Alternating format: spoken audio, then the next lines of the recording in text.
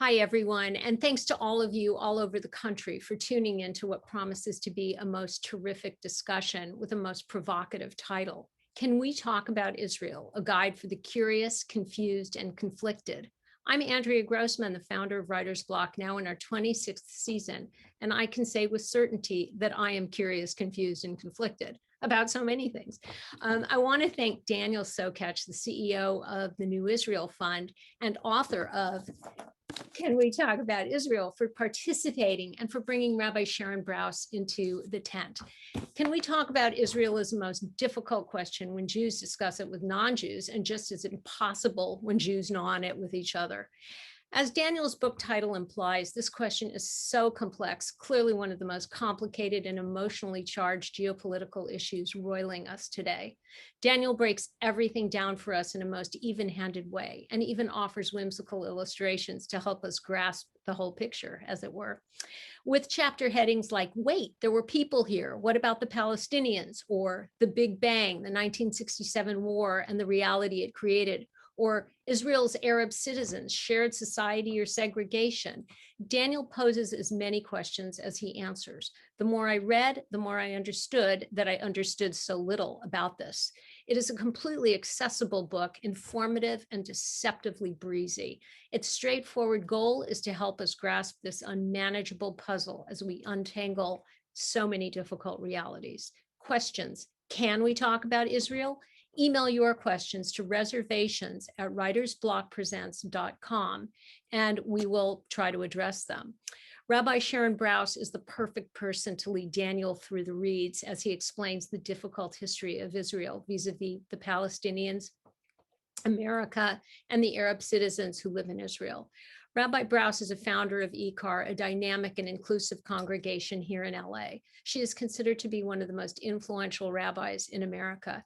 You'll have questions. Again, you'll have questions. Email them to us at reservations@writersblockpresents.com, and visit our website for a link to Skylight Books to get a copy of Daniel's book, which is so great. Thank you so much to all of you.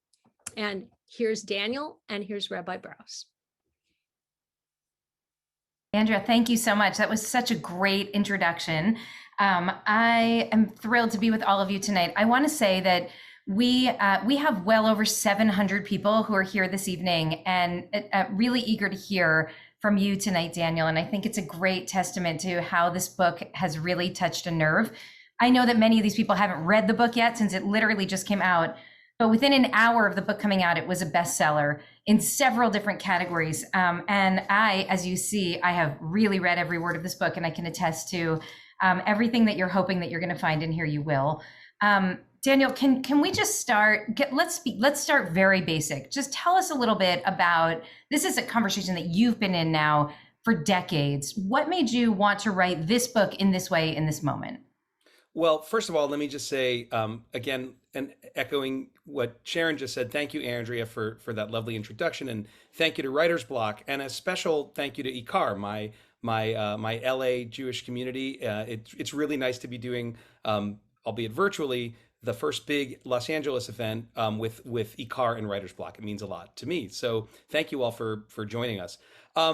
Look, I think in general, there are two broad categories of books about Israel out there, with plenty of exceptions, and there are a lot of books about Israel. And the first broad category is what I think of as advocacy pieces. And what I mean by that is these are books, and some of them are quite honestly titled, as Alan Dershowitz's book from some years back called The Case for Israel, books that are trying to convince the reader of the righteousness of one of the arguments to one of the narratives to this conflict. And again, some of them are quite balanced, but they come from a very specific place. Some of them on the other extreme end are screeds, right? People trying to prove why the other side is perfidy incarnate and their side is the one true path, and how everybody else is just wrong. So that's category one. And category two are books that are much more interesting to me, but they are not really accessible. They have an accessibility problem. They're books written by experts for experts, by scholars for scholars, or perhaps books that go deep into one to the general reader sort of esoteric aspect of Israel or of the conflict that Israel finds itself in with the Palestinians. And those books are important, but they're, again, not intended for the general reader. And I wanted to do something that was neither of those things. I wanted to write a book that was accessible, but that was also compassionate and curious and balanced. In fact, one of my very favorite, what's the word? I'll coin a phrase, complisults, right? That I got on a podcast that I did for this book. The interviewer said that the book was irritatingly even-handed, and I thought, like, I'll take it. I'm very clear about who I am and where I come from, and my deep attachment to and really love for Israel. But also, I have a lot of compassion for all of the parties to this conflict, and I do come from a particular position, and that position I will describe as the Amos Oz metaphor position, right? Who said that the justification for the existence of Israel, for Zionism, is the justification that a drowning person has when she swims to a plank floating in the sea. Even when there's someone already clinging to the plank, she has a right also to cling to the plank, to keep from drowning. She can even push the first person over a bit to make room for her to be able to stay on the plank. But she can't push the person who was already there into the sea and take the plank for herself. And that's my position. That's where I come from, unabashedly, right? So that's different than a position that says this side or that side. The idea of writing it in a kind of conversational tone, which is intended to make it accessible to people who really do want to approach this issue, but who are, frankly, intimidated, put off, frightened, right, by the level of emotion that attaches to the issue, who want to figure out how to approach this and try to understand it, but who don't want to be screamed at and who don't want sort of a polemic from either side. And the illustrations of Los Angelino Christopher Noxon, I think, add to that accessibility, which is the intent behind the style and the approach of the book. I love that. And by the way, Andrea mentioned earlier that I was one of the founders of ICAR. And obviously, for those who don't know, Daniel was also one of the people who made our community, helped launch our community in the very beginning with Vision. And I think part of what's always been at the heart of the Israel conversation, whenever we've had it, is this incredible fairness that you bring to it. And it's an interesting insulting compliment or complimentary insult that you heard. The book does feel really fair. You're inviting people to check their assumptions. I remember a friend of mine got a t-shirt for Israel's 60th birthday that said, "Israel at 60, it's complicated." And I feel like that's in some ways what you're doing here. So I want to just take a minute, and if I can, to brag on an old friend, I just want to read the blurb that Colin McCann wrote about this, because it might be one of the best blurbs that I've ever read about any book, but it goes exactly to this point. So he said, "We live in an age diseased with certainty, but Daniel Sokatch has the bravery to come along with an antidote that suggests that there's always so much more than one truth. Sokatch allows us to understand that it's more difficult, but exceedingly more rewarding to think kaleidoscopically about others. He disrupts and therefore renuances the accepted narratives, and he does this with great generosity of style and spirit. He says, this is an important book, exceedingly well written, full of insight and empathy and even humor in the face of all available evidence." I know that was painful for you, but also I want to make sure that everybody here heard and understood those words. And the reason I think this is so critical, Daniel, is because I've been feeling now for many years that part of what we're suffering from in America is a kind of curiosity deficit, that people are not curious about other people's narratives, about other people's perspectives and positions. And while that's true in the American political culture, it's even more true when it comes to the Israel-Palestine conflict, because we've formed our assumptions. We know what we know. We don't ask questions. We don't engage. We're fundamentally not curious. And so I want to ask you, if you can, to tell us what you wish that Jews, maybe American Jews, Israeli Jews, diaspora Jews, what do you wish that Jews would understand better about the Palestinian narrative, Palestinian yearning, the Palestinian story after reading your book? And then, of course, the flip side as well. What do you wish that Palestinians and their supporters would understand about Jewish history, about Jewish narrative, and about Jewish yearning, if you were somehow, able to spark the curiosity of each of the parties involved here? That's a pretty deep and rich question. Look, I mean, the simplistic answer is I would wish that they would really hear the Amos Oz plank metaphor, which I guess you don't have to read my book for, since he wrote it in his book years ago.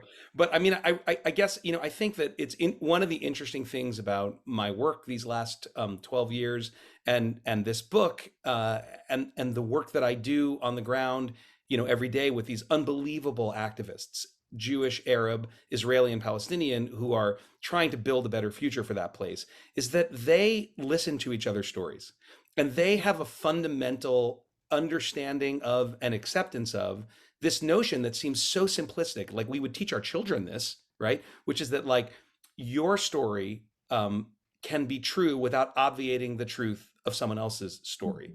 Your feelings can be real without obviating the reality of someone else's feelings. And we don't, most of us, have a problem understanding that what was for, that our country was founded in there were some pretty difficult, bloody, shameful chapters in the founding of our country, but it doesn't obviate everything that's come since then. And when it comes to Israelis and Palestinians, Israel, Palestine, the fact that, for example, it seems to me it should be obvious that the moment of our people's salvation, or at least some large part of our people's salvation, in 1948, the War of Independence, right, the Atzmaut, the independence of Israel, after the Holocaust and after millennia of persecution and oppression, came at the same time and resulted in the Nakba, in Arabic, the catastrophe of the Palestinians, their displacement from the place where they were from and from their homes. And it seems to me that both of those things, that we could all work to hold both of those things in our hands and not try to, as I look at this issue in the first chapter, I think, of the second part of the book, the attempts to erase the connection of the other side to the land. So I hope that Jews and Palestinians, or sympathizers to Israel and sympathizers to the Palestinian cause, would actually both take the same exact thing from the book, which is that your story's truth doesn't need to obviate the truth of the other side to this conflict, and your deeply held feelings and attachments don't need to, and in fact don't obviate those of the other sides, and that we can hold that and listen to that. Yeah, it resonates so much what you're saying, and I often feel this, and I think I've shared this many times over the years, that when I hear Palestinians speak about their struggle and their suffering and their desire for national liberation, I often think instinctively, God, I know a people who would really empathize with that story based on our own history, and it's the Jews. And so it feels to me that that's a very powerful way to look at this, that in some way holding someone else's truth does not diminish our own. I want to, this is very much related. I was listening this morning to reports about the beginning or preparations for the trial of the murderers of Ahmaud Arbery in Georgia. And, it's so interesting to think about what's happening in America right now, this kind of unfolding of a racial justice consciousness in the mainstream, what for many years a conversation that's been really marginalized, now moving to the mainstream. And what we've been saying again and again through this time is that really there comes a time when the only way forward as a society is through the truth. When what we're called to speak not only about where it hurts, but also about the underlying conditions that render the body susceptible to illness in the first place. And I'm drawn to rabbinic texts where the rabbis, they use the human body as a metaphor for human society, for human community. And the idea is that if we ignore root causes, if we ignore core foundational narratives, then we'll only be left vulnerable to endless recurrences of sickness and suffering. But it's really hard to talk about the root causes, because I think we lose something when we admit and acknowledge some piece of the truth that has not been built into our own self-understanding. And I know that I think we have to have this conversation while acknowledging that there are many people who will delegitimize Israel with all kinds of spurious arguments about, erasing Jewish historical connection to the land. And it's very clear to me, as someone who spends a lot of time in racial justice movement spaces, that there is anti-Semitism that's real in those spaces, and sometimes criticism of Israel is actually driven by that. I really do understand the fear, and yet your fearlessness in speaking in the book about Nakba and what it meant and what it means, about Deir Yassin, about Lida or Lod, about forced transfer of Arab populations in the War of Independence. These things, it feels that there's something so liberating about hearing you speak about it so clearly, with such a sense of moral clarity, and in a way that does not sever your own connection to the state of Israel and to the righteousness of the whole cause of the state of Israel. And so this is a long way of me asking you, is there a loss to all of this truth telling? And if there is, how do we create a space to really be honest about the past that won't break down the possibilities of moving forward, but will actually strengthen us in our own identity and self-understanding so that we can collectively build a different kind of society moving forward? Is there a loss to that kind of truth telling? Is, of course, what I thought was, well, I guess we'll find out when we see how the book sells. I don't know if people want to read it, but it's. So I will answer your long question with a two-part answer, right? And the first part is it's kind of worse than, I mean, you mentioned the people's attempts to sort of erase history, and again, that's the focus of one of the chapters in my book. You have leadership. We're not talking about fringe extreme elements. We're talking about people who are in leadership positions, right? So that you have, back in the day, Yasser Arafat saying there's no evidence that there was ever a temple on the Temple Mount. It's called the Temple Mount, right, where the Dome of the Rock now stands. And you have the Israeli parliament, the Knesset, passing a law a few years ago. And this is the kind of thing, when you say it, people's response is, I can't believe that's true. And this is to your point about truth telling, right? The Knesset passed a law known in English as the Nakba law. That's what it's colloquially known as. Again, Nakba in Arabic, catastrophe, the way that Palestinian Arabs refer to and understand what happened to them and their communities in 1948 during Israel's War of Independence. A few years ago, the Knesset passed a law that stated that any institution in the state of Israel that commemorated or acknowledged the events of 1948 as the Nakba would lose all state funding. Right? That's a law in Israel. Now, it doesn't take a legal genius to translate that. It said to Israel's Arab citizens, who, by the way, are over 20% of the population of Israel. In comparison, 13% of Americans are African American.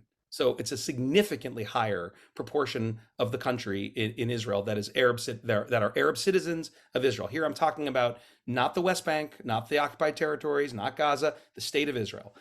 And yet, if those people refer to the events of May 1948 as the Nakba, they will lose funding for their schools, their community centers, their institutions. I mean, you can imagine the analog with African Americans or Native Americans in our own country. Now, those two. The 1619 Project. There you go.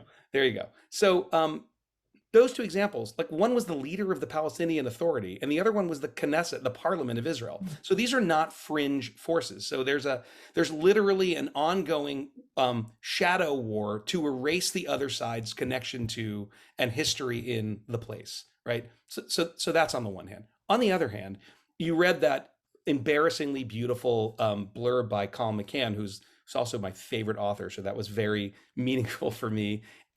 But I want to recommend to everyone from Ikar and Writer's Block his latest book called Apartheid, which he is an Irish writer, and we can come to the Irish later if we want to in this conversation.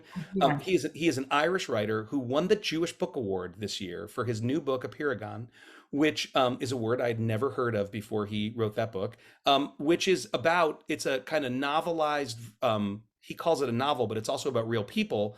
And those people are members of an organization that New Israel Fund supports called the Bereaved Parents Circle. And these are people who have lost loved ones to the violence, right? They've lost children and spouses and siblings and parents to the violence. And instead of going the route of erasure, instead of saying, I'm gonna go to my corner and I'm gonna fight you, in real on the battlefield, but I'm going to fight you, in the propaganda wars. These are people who have said, no, I'm going to reach out and grab your hand, and together we're going to bear witness to another way forward. So I guess, at the risk of being a little dramatic, right? I'm not courageous. They're courageous, right? For them to say, I know that what happened to you as a family and what happened to you as a people defines who you are, and that what happened to me as a parent, but what happened to me as a Jew, right, defines who I am. But we're going to come together and try to build a shared future. And then the last part of my long answer to your question is, what's strange to me as a person who cares deeply about this stuff is the way in which, and maybe we'll talk more about this later, language has become such a point of controversy when, so again, like it's true, you mentioned Lod, right? And you're referring to the fact that during the War of Independence, which the Palestinians refer to as their Nakba, the brand new Israeli army expelled over 10,000 civilians from the Arab town of Lida, which now is the Israeli city of Lod in central Israel, where the airport is. And the thing about this is, in his memoirs, in the edition of Rabin's memoirs that were released after his assassination, the military censors allowed something that they had sort of censored from the first edition. After he died, they allowed it to be published in the appendix. You can read Yitzhak Rabin's account as a Palmach commander, as an elite commander in the brand new Israeli army, and in the Haganah, in the pre-state army, and in the Israeli army. He writes about how he and another commander went to Ben-Gurion, the George Washington of Israel, and said, what do we do about the Arabs in Lida? And Ben-Gurion gestured that they should expel them.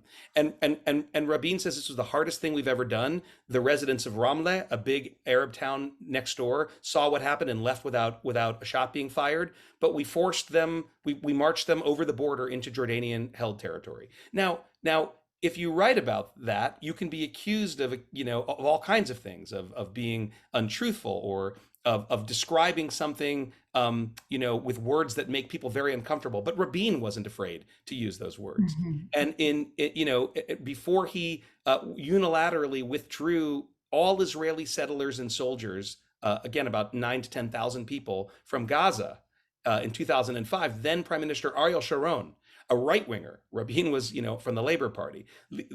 Sharon was the grandfather of the settlement enterprise. He said from the podium of the Knesset, he said, this is an occupation, kibush. He used the word in Hebrew. You may not like the word, but that's what this is. And it's not good for the Palestinians, but it's also terrible for us, the Israelis. So, you would think that the two greatest military heroes and prime ministers in the Israeli pantheon would make kosher a conversation that acknowledges what actually happened. But, to this day, I'm accused of all kinds of things for just telling those stories. Because people are so afraid. And I want to think about a little bit with you about the trauma that drives some of that fear and defensiveness, and what actually is going on in many quarters. One of my rabbi colleague friends, Rabbi Scott Perlow, years ago coined the term the death by Israel sermon, which is when a rabbi with all the best intentions and couching it in a tremendous amount of love and affection offers criticism from the bima to the Israeli government for some policy or action. And it's just become more and more clear to me over the years that so much of the response that comes from the American Jewish community, so much of the defensiveness that comes in this conversation is actually rooted in trauma. And it's post-Holocaust trauma. This is, we even with immense privilege in this time, this is a population that was genocided in living memory. And so what I often wonder is it possible for us to construct a communal conversation in which we can pass on to our children the traditions without the trauma? Is there, I mean, I have to believe that that's possible. Can you raise your children to love the state of Israel and to believe in Jewish self-determination without scaring them that another Hitler is just around the corner? Because when the attachment to Israel is born out of trauma, it seems that it forces us to shut down parts of our brains and our hearts that otherwise we would naturally have open. And I think about something that happened a few years ago with a conversation I had with Sam Bahor, a Palestinian in Ramallah, on an encounter trip in which a group of American Jewish leaders went to meet with Palestinians in Palestinian cities. And someone asked him, what can we do about all of this? And he said, please don't leave your Jewish hearts on the plane when you land in Ben-Gurion. Bring that open inquiry, bring that empathy, the sympathy, the compassion that makes you want to fly and set up, mobile medical clinics in Haiti and in Nepal. Bring that with you when you come to Israel, Palestine. And I think that the only explanation I can come to of why we don't is because of trauma and fear. And so how do you actually confront that foundation of trauma in your own work as you're actually trying to really build up and support civil society and democracy as really the only way forward? Well, that's a doozy of a question. Look, I think clearly, right, everyone in this conversation, the people on the ground who are in this conflict are people, by your sort of using that framework, are people who are suffering from various kinds of collective PTSD, right? We probably all are because of Jewish history and Palestinians because of their own Palestinian history.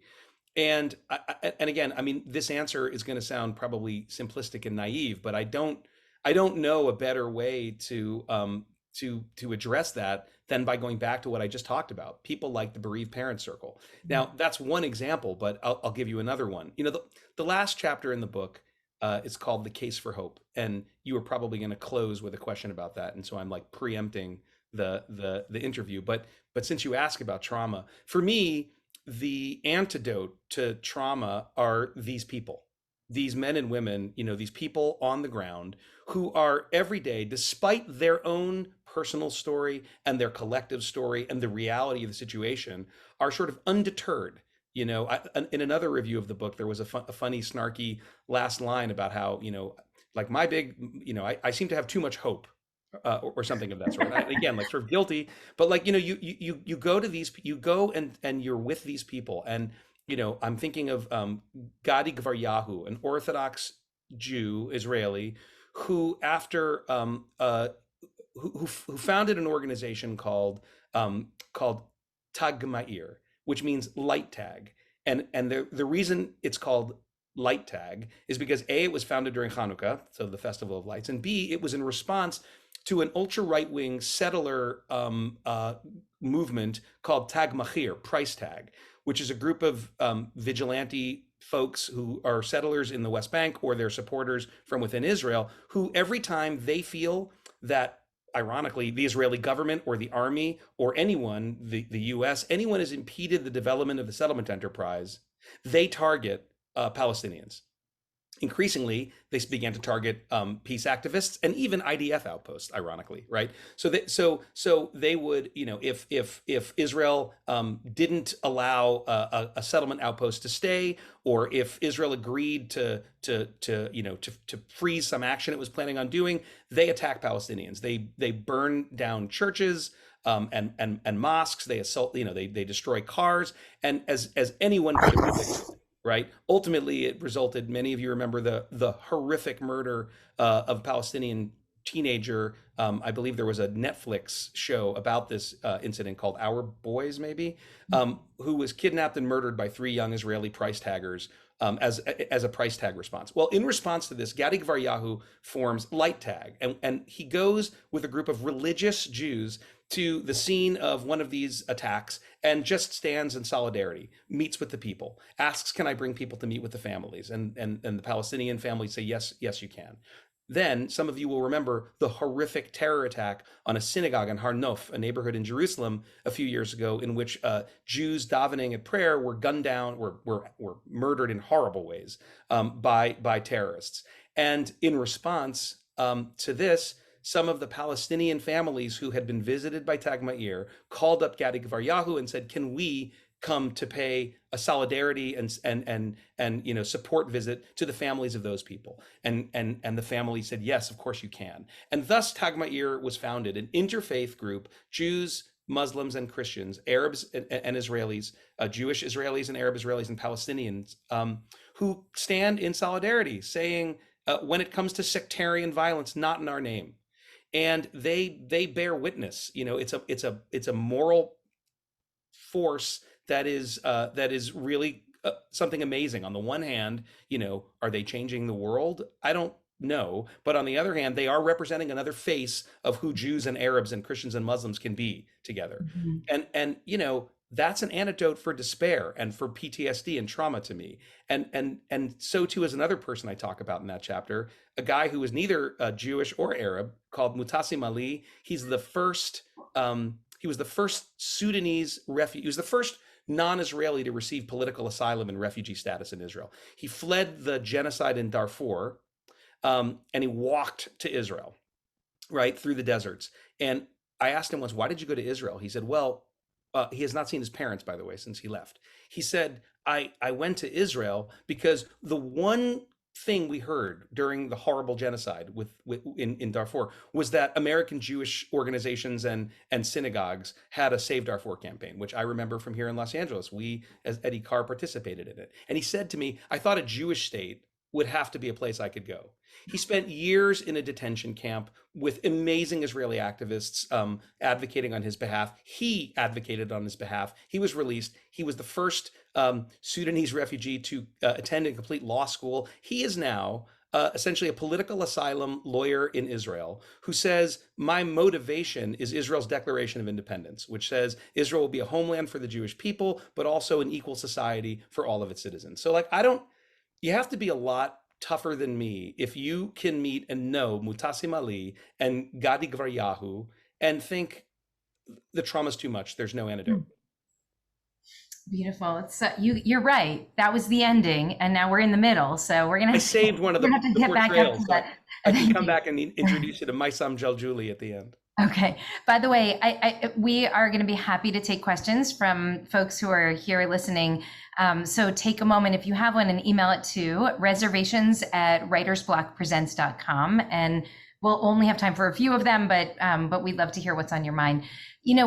What you're saying, actually, it makes me think about, and all these examples, and meeting Gadi Gvaryahu was, for me personally, was a game changer. And I feel this way about many of the folks who are grantees of the New Israel Fund, the people who are really working for shared society, because I often feel like if these folks haven't given up, who are we? Who are we to wash our hands of this and turn to despair? I remember hearing Tal Becker, who's an Israeli negotiator for many years, and a teacher of Torah and a friend who's on the faculty at Hartman Institute. Described many years ago, he said, the thing about the Israeli-Palestinian conflict is that both sides have a victim-villain paradigm for understanding this conflict, and they're both right. Both sides see themselves as the victim and the other as the villain. And actually, it occurs to me that probably in most conflicts, people see themselves as the victim and see the other as the villain. And yet, I read something the other day from an Israeli American writer named Joel Shalit, who said, the reality of Israel is in large measure a projection of fantasies, both by those who want to love the place and those who are consumed by hatred for it. So I have this in the back of my mind, this victim villain narrative, the projection of fantasies. Which side are you on? And then there's your voice throughout this book saying again and again, some version of, like so much else in this conflict, both narratives are true.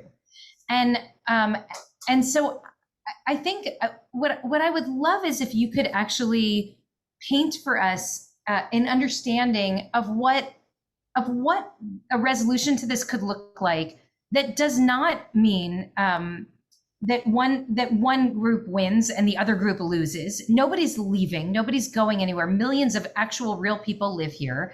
We're using the language of shared society now, but I think most people don't actually know what that means. And I think that if we are to loosen the grip on the victim villain identifiers, what we have to come to is there has to be a way for us to live and to work together. So what does that vision even look like from your vantage point? Okay, so that's another big question, and interestingly, your friend Tal, echoes something that the Israeli historian Benny Morris wrote. He actually titled the book, and I reference it in my book. He titled the book "Righteous Victims," and I think no description has ever been truer. Right, like these two peoples are victims of each other, of the world, and of themselves. Right, and so I like the alternative, the alternative take on the victim villain complex. Uh, One of the problems, and this is a bit of a diversion from your question, but I just want to say it, like one of the problems is we don't always have a common understanding of what the hell we're talking about when we talk about Israel, which could have been an alternate title for this book, right? What the hell are we talking about? Right. What the hell are we talking about? And so, the idea of shared society, when I use it and when we use it, really refers to the reality within the state of Israel, and which is not to say it doesn't apply more broadly to the situation of Palestinians and Israel. We're talking about, this is what's so complicated. We're talking about, the territory between the Jordan River and the Mediterranean Sea, some of which is totally controlled by Israel, most of which is totally controlled by Israel, and all of which is at least in significant part controlled by Israel. But there are different political realities there, right? And then Gaza is really something different. It is again, it's a place apart. So you really, if you talk about a two-state solution, maybe there's a three-state solution. I have an Israeli friend who says, no, there should be two states within Israel. There's the state of Jerusalem and the state of Tel Aviv, and there is an Israeli TV show that is a dystopian future where there's like a Orthodox settler state and secular Israel that are two countries. I remember you once years ago proposed a 4-state solution. I believe I did. I may have stolen that from Thomas Friedman. But in any event, when we talk about shared society, when New Israel Fund talks about it, when I talk about it, what we mean is this: it used to be called coexistence, right? One of our major areas of funding and of work and capacity building, and one of the major focuses of my book, is in the great challenge to Israel, right? I think it's a challenge. Again, it's the challenge Mutassim Ali referenced when he talked about that 13th paragraph of Israel's Declaration of Independence. He didn't even realize he wasn't part of what they were thinking about, or maybe he did realize, right? Because what the wrestling match, appropriately for a country called Israel, right, which means wrestling with God in Hebrew. The great wrestling match enshrined in Israel's founding document is that Israel, without an instruction manual of how to do this, is described as a place that must be a homeland for the Jewish people, a Jewish state, as people say, and a country that offers full equality to all of its citizens, regardless of race, religion, national origin, ethnicity. So, like, I guess where I may be too hopeful, in the words of some of the people who have reflected on the book, is I don't believe that wrestling match is over. I've always believed that the biggest obstacle to getting to where we have to go is not a paucity, and not a lack of political imagination. It's a lack of political will. Or put another way, like there's always someone who needs to want that who doesn't want it at that moment. Like it's not enough if one side wants it, or if the Americans on one side wants it. Like both sides have to want to get to that result. And throughout the history of this conflict, there have been moments when one of those two sides has said, I'm ready, and the other side has said, I'm not. What was so amazing about the Oslo moment was that it was the one moment where everyone said, we're ready. And, people talk a lot about the failure of Oslo. But again, as I write in the book, that's not a fair description. Oslo was not given an opportunity to fail. It was murdered, right? It was murdered by by a Jewish extremist terrorist who murdered the prime minister, and by Hamas and Islamic Jihad extremist terrorists who blew up pizza parlors and buses. And those two sides, here's something that will be provocative, had exactly the same goal, right?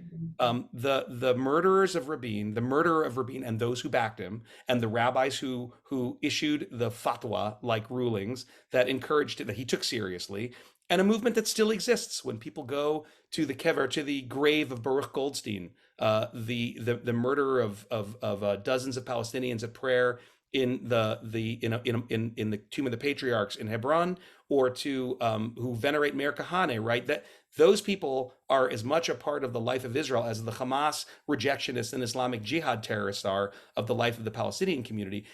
But as Rabin himself knew, it's a lot easier to destroy a peace process than it is to build one. And so the murderers on both sides were able to win, but that again doesn't mean that there was an inherent unworkable flaw with the idea that there could be two states. Now, what we hear a lot of now, and it may or may not be true, I don't know, I don't have that crystal ball, is that the window for the two-state solution is gone, right? That the minute hand has hit midnight, or it's past midnight, and because largely of the Israeli settlement enterprise in the West Bank, there are now 700,000 or so Israeli Jewish civilians living in territory Israel conquered in the West Bank and East Jerusalem in the 67 war, which again, here's something that will make some of our listeners uncomfortable, right? Only Israel, and for a brief moment, the Trump administration, and some of Israel's biggest defenders in the world, only Israel and those defenders believe that that is not a violation of international law. To be specific, the Fourth Geneva Convention, to which Israel is a signatory, which stipulates that you cannot move your civilian population into land that you've conquered, right? The Israelis say, no, that's an incorrect read because we didn't really conquer it from anyone because there was no one there. That's not accepted by any serious non-Israeli or major Israel supporter legal scholars out there in the world. The Trump administration was one, again, brief exception to that. So but even Israel, right, hasn't annexed that territory. Right, that's still, like, despite the fact that Netanyahu in 3 elections over the last couple of years pledged he would do it, and the fact that Donald Trump gave him a green light to do it, he didn't do it. And one of the reasons why is because he knew that would create the intractable situation that so many people have warned about, which is that if you annex that territory and you don't give the people in it equal rights and citizenship, then there is a word for that political situation, right? But that word is in Afrikaans. It's not in Hebrew or Arabic or English. And most Israelis do not want that, right? So how do I get back to shared society? I don't know what the ultimate political disposition of this dispute is going to be, or ought to be, if there is one, right? I still believe that the least impossible of the impossible situations is probably the two-state solution, or something that looks kind of like it, that shimmered there for a while in the 90s, and then again at Taba before the end of the peace process in the Second Intifada. The sides had pretty much agreed to most of what that would look like. Maybe it's too late. Maybe it's impossible now.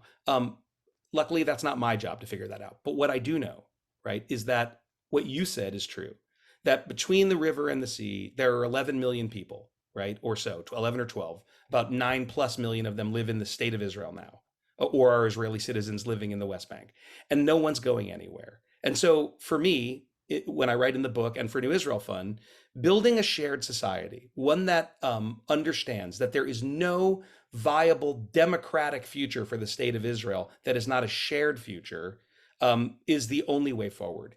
And there, in the sort of depths of the despair that I think swept over so many of us in May of this year, when fighting between Hamas and the IDF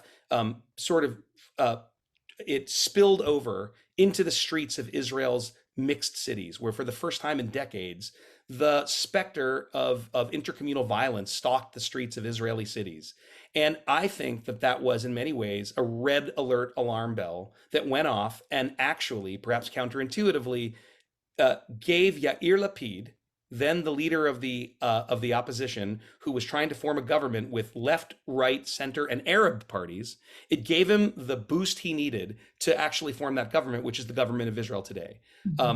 I think enough we know enough Israelis and enough Israeli politicians and political leaders realized that the foundation was shaking, that the place where the current Israeli government had led the country with the aid and abet by the terrorists of Hamas and Islamic Jihad was a place where actual Arab-Jewish coexistence in the state of Israel was imperiled and threatened.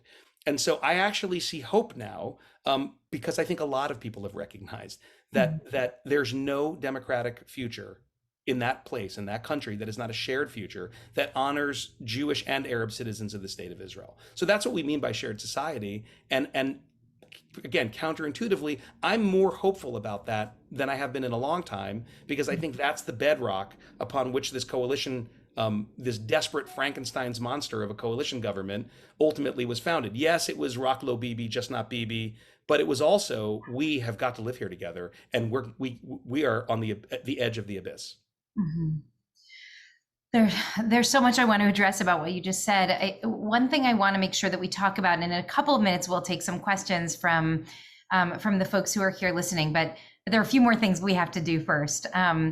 I have been thinking since we did a similar graduate program, you at the Kennedy School and me at Columbia School of International and Public Affairs. Excuse me, I was at the Fletcher School. At the Fletcher School. I want to say, I'm representing for Fletcher. Okay, I apologize for that. Sorry about that. One of the things that I've been so struck by since those heady days was the language that we use when we're talking about these conflicts, and the way that very often you have people engaged in conflict using the same words but meaning things that are fundamentally different, and how very confusing that can be to the discourse. And it ends up that we nothing, it gets to the point where nothing means anything anymore. And so I think this is the case with the word Zionism. It might be, it might actually be the very best example of where that happens, where for many people, including many Jews, when they think of or hear the word Zionism, they think of a national liberation movement for a people that's been dispossessed, displaced, excommunicated, exiled and genocided in history, and a chance to have agency over our own lives, our own destiny, our own history. When Palestinians, when many Palestinians and those who support them hear the word Zionism, they think a racist effort to drive Palestinians out of their homes and claim their land for some other national effort that is illegitimate from the outset. So we're using the same word, but we mean something fundamentally different. And where do we meet when we can't even agree on the very basics of the word? You have an incredible glossary in here, by the way, which I think is very helpful for this purpose. But what I want to ask you to reflect on, of course, because it's just so timely right now, and unfortunately, I don't think this question's going away anytime soon, but it just so happened that it flared up again last week when the Sunrise Movement DC, this youth climate justice movement, essentially said that they were pulling out of a voting rights planned action because they would not collaborate with Zionists, with any Jewish organization that did not actively disaffirm or disavow its connection to the state of Israel. And once again, we're having this battle of words and terminology, and with it comes the question of, is anti-Zionism anti-Semitism? And so just as we don't really know what Zionism means, we also don't really know what anti-Zionism means. We also don't know what from the river to the sea means. We know that prominent journalists can lose their job for saying from the river to the sea, but we don't know if what they're saying is Palestine should be free, meaning one person, one vote, or the Jews should be pushed into the sea. So how do we begin to unpack this critical question of, is anti-Zionism anti-Semitism, if we don't even understand the terms that we're using? Well, okay. So, it's funny when you were asking that question, I was thinking about a couple of things. One of which is Palestine shall be free from the river to the sea, which to us sounds very upsetting. It sounds like they don't want there to be an Israel at all. If you look at many official maps of the state of Israel today, and certainly the maps of the old right-wing Zionist movement, the revisionist Zionist movement of Zev Jabotinsky and his heirs like Menachem Begin and some might say still Bibi Netanyahu, right? Those maps also were from the river to the sea. So it's one of the many ironic symmetries in this conflict, which I try to point out in the book, that like we often sound exactly the same. even down to using the same images and using the same tactics and erasure tactics. Can I just add, let me just jump in for a second. It's not just what the maps that they used 60, 70 years ago. I mean, in most Jewish day schools today, when you see a map of Israel on the wall, you don't see a green line. And by the way, when you go to the PA headquarters in Ramallah and you look at the maps on the walls there's also no green line. Right, you know, right. So it's as if this I don't know what you want to call it, like false cartography is somehow gonna obviate the other side's claims. But it does make a difference, because if you're a young Israeli or a young Palestinian or a young American Jew and you grow up seeing a map of that place and there is no indication that there is a conflict in that place, it's all yours. It's all in Arabic. It's all the names of the names on that Arabic map are often the names of the towns and villages that were raised at Israel's founding. They're still there on the towns and the maps, and the Israeli cities and towns that have come up are often not represented on that map. And the same is true, when you look at some of the Israeli maps and some of even the maps in the day schools. So it is like, it's not that kind of bad cartography is not without real world repercussions. So your question is really like, if we can't even agree on the terms that we're talking about, even when we're using the same term, right? Let alone the maps and anything else, what the hell, how are we ever going to figure this out? So again, I guess one of the real reasonable criticisms of my book and of my career is we don't offer a lot of answers. We're just trying to support those people working to make it better, right? Or I don't have any pithy answer. What I can say is we can reject that, right? We can reject those maps on both sides. And we can insist that those maps are better and reflect reality. And so too with the terminology. We can stand up, as a lot of people did, to the Sunrise Movement and say, hey, you know what? When you say that the National Council of Jewish Women, and here I want to just give a shout out and strong endorsement to an amazing organization that does only a little bit of its work in Israel. And the work that it does in Israel is fantastic. It's very NIFE work, which I mean is a compliment from my perspective, right? But mostly is focused on civil rights and women's rights here at home. They should not be part of a march because of a position that they have on Israel that I'm guaranteeing you, the Sunrise Movement has no idea what they're talking about when it comes to NCJW, right? But what's even worse, that the teachers union and other organizations have the same exact position, but we're not kind of blacklisted by this group. That doesn't just smack of anti-Semitism. That's an anti-Semitic thing to do, right? On the other hand, right, that also, so we have to speak truth to power, right, in the progressive world, but we also have to speak it in our own community. And we have to say, when you erase one people's experience from your maps, from your history, from your language, you're doing the same thing, right? And again, the book is a plea for people to, and it's the structure of the book, right? The first half, I try to make it fun and interesting. I really don't think you'll fall asleep, but it's a history of how we got to where we are. Because guess what? Everyone thinks they're an armchair expert about Israel, but we're not. So we dive deep. We spend some time studying and thinking and learning.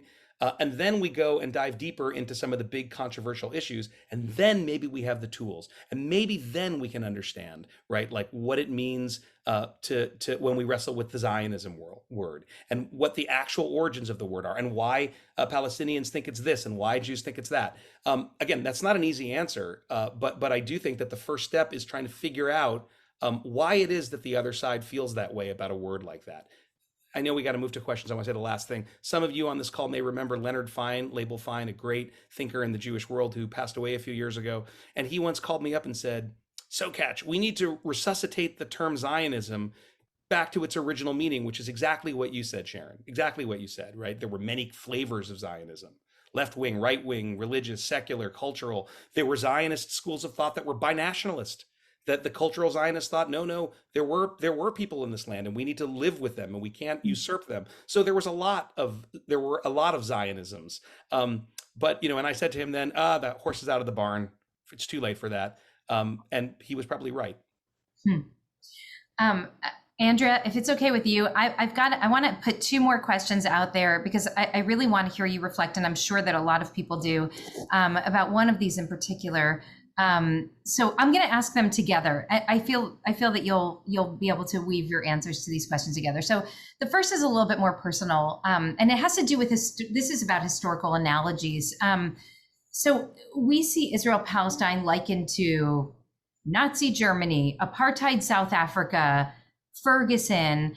I think most historical analogies are problematic. There was a piece in The Atlantic just a couple of days ago about why Israel-Palestine is not Ferguson. But the piece quoted our friend Gershom Gorenberg, who said that the problem with analogies is that they take something that you don't understand and they equate it with something that you do understand and make you think that you therefore understand the thing. Yeah.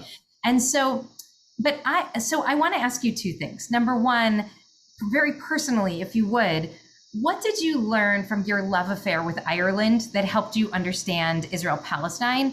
And number two, can you address the apartheid question? Because I believe that your perspective on this is actually, it is very different from what we'll hear from many people, and really, really important for our folks to hear. I'll try to do it very quickly, and then Andrea can come and ask some questions from the community. Really quickly, when it comes to, and this is all in the book if you read the book, when it comes to Ireland, and again, very briefly, I was in college in 1987 when the first Intifada broke out, and I was traumatized because what I was seeing on TV was upending my understanding of what I had fallen in love with when I had gone to Israel, as a young person with my family on sort of teen trips, and I couldn't understand what I was seeing. And that year I traveled to Northern Ireland just for fun and saw scenes that were very similar taking place in Belfast and in Londonderry or Derry. And I couldn't understand how I could feel it was kind of upsetting and awful to watch, British and RUC, the then Protestant police force, and British army troops sort of chasing down and beating kids who had thrown stones at armored vehicles and tanks in a situation that was clearly an occupied territory. And yet here I was at home sort of justifying to my friends what Israel was doing, and in putting down the first Intifada, right, which was, again, they threw stones. It did ultimately get more violent, but it was largely stones and Molotov cocktails, and then mostly protests and demonstrations, as opposed to the second Intifada. And the truth is, I realized I couldn't figure out how to justify that. And that for me was a powerful motivator to sort of follow the path I followed and become who I became, right? Seeing that sectarian conflict was sectarian conflict. And, as your friend Tal said, both sides see themselves as victims and villains. And you have to work with the peacemakers and the compromisers. And by the way, there are plenty of Israelis and Palestinians who go talk to folks in Northern Ireland about how they dismantled the bomb that was the conflict in Northern Ireland for hundreds and hundreds of years. When it comes to apartheid, the apartheid word, it's in a chapter in the book called The A Word.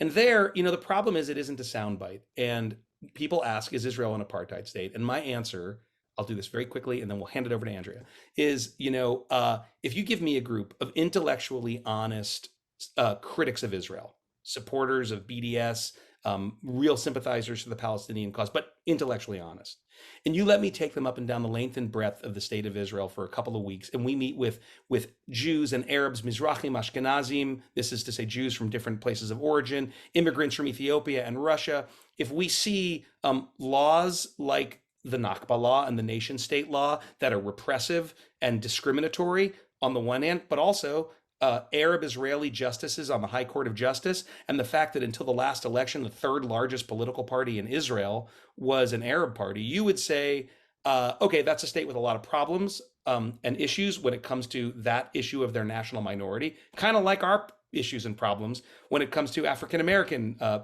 treatment of African-Americans historically and currently in our country, but that it's not an apartheid state. And if you'd have to say that if you were honest. But if you give me a similarly intellectually honest group of pro-Israel, right-wing supporters and lovers of Israel, and they go up and down the length and breadth with me of the West Bank for 2 weeks, and they talk to Palestinians and settlers and soldiers, and they visit the checkpoints where Israelis breeze right back and forth between their homes and the settlements and the places where they work in Jerusalem or Tel Aviv. And then they see the checkpoints between different parts of Palestinian territories. And they see the inequitable distribution of resource, water, electricity, building rights, homes, which favor entirely Jewish settlers who are Israeli citizens living outside of Israel at the expense of Palestinians who are living in the West Bank. If they see two systems of justice, civil courts for Israelis, again, they are not living in Israel, but they're tried in Israeli courts. But Palestinians who are arrested by Israeli authorities are tried in military courts. They would all because of an immutable characteristic of birth, something that they can't change, the accident of who you were born as. You'd be hard pressed to say that doesn't look like an apartheid type regime. But at the end of the day, Gershon Gorenberg, as he so often is right. And my friend Talia Sasson, former board chair of NIF, former prosecutor of the state of Israel, says she says it's bad enough what it is, the occupation and settlement enterprise, without using a flawed historical analog. And I think that's true. There's a whole other front opening up in legal terms of whether Israel's committing the international crime of apartheid in the West Bank, which adds further complexity that we can't get into right now. Oh my God. Okay.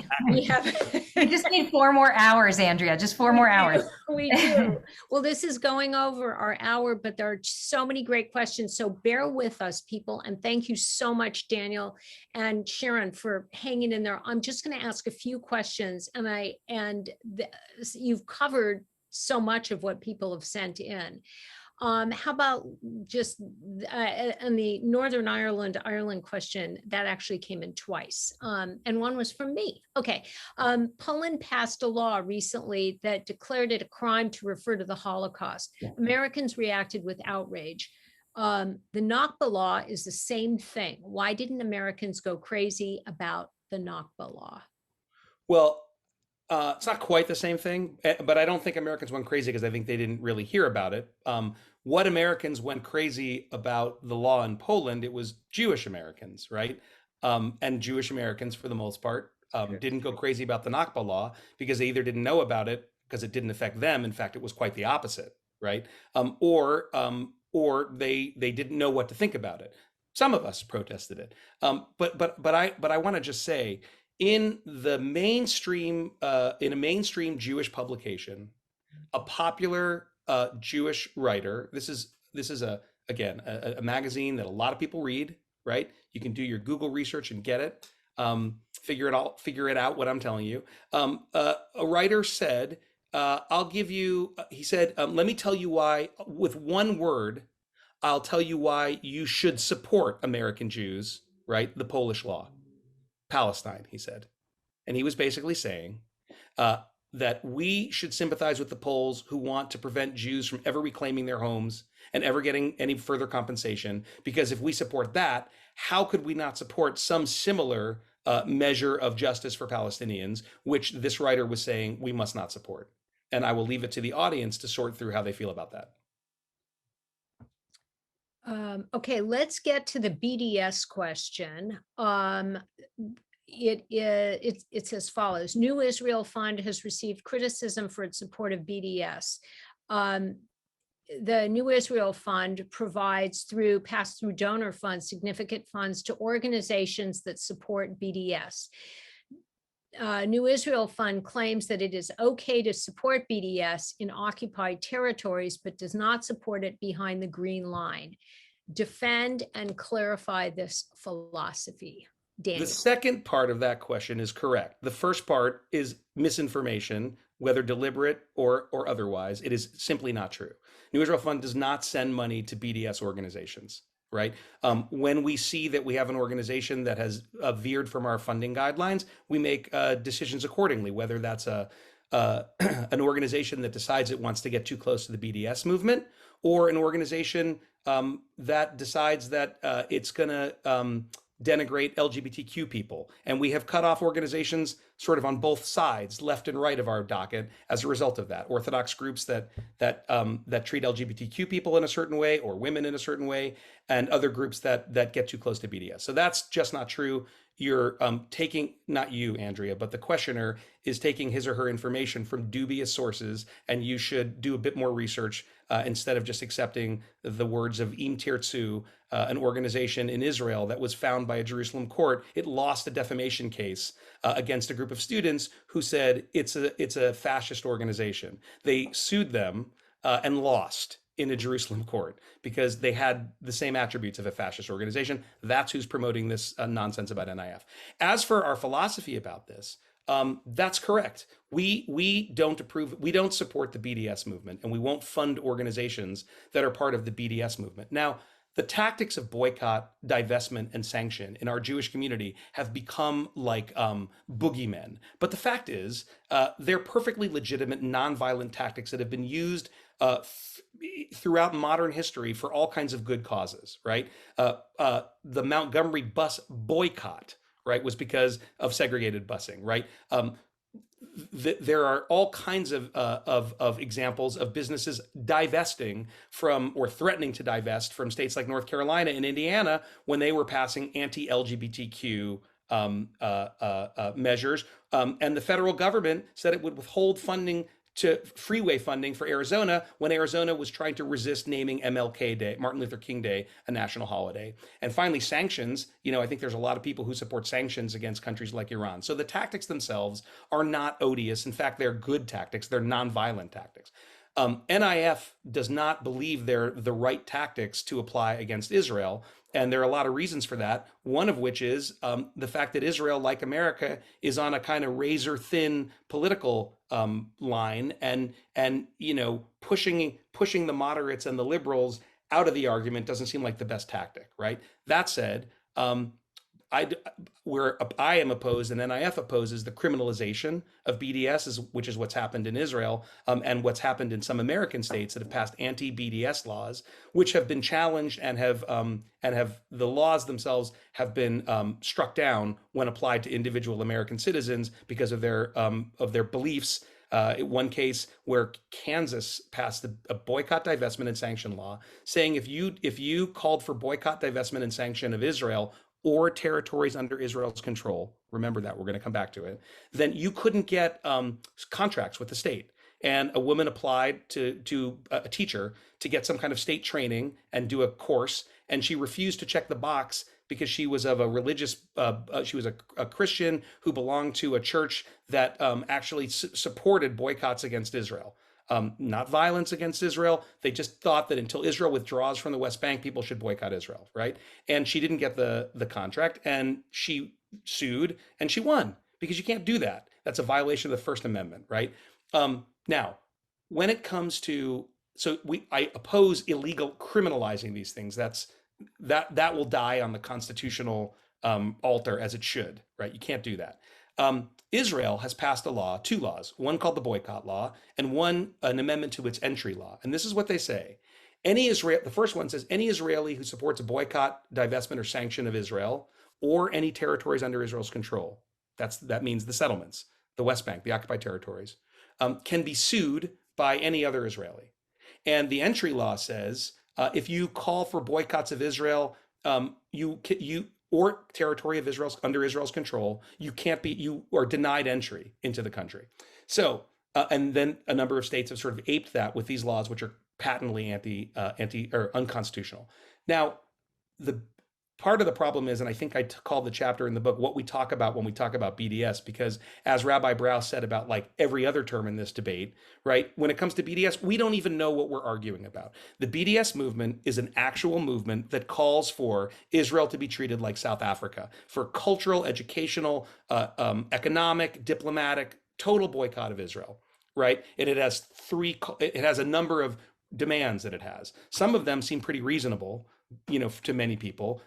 Israel should withdraw from territories that it occupied. It should treat its Arab citizens fairly, but it also calls for the right of return for Palestinians and their descendants back to Israel proper, which for many people, including me, seems like too much of a call for Israel to no longer be Israel. It's also not something that's ever going to happen, obviously. It's not a realistic position. So then many people question what the motives of the BDS movement are.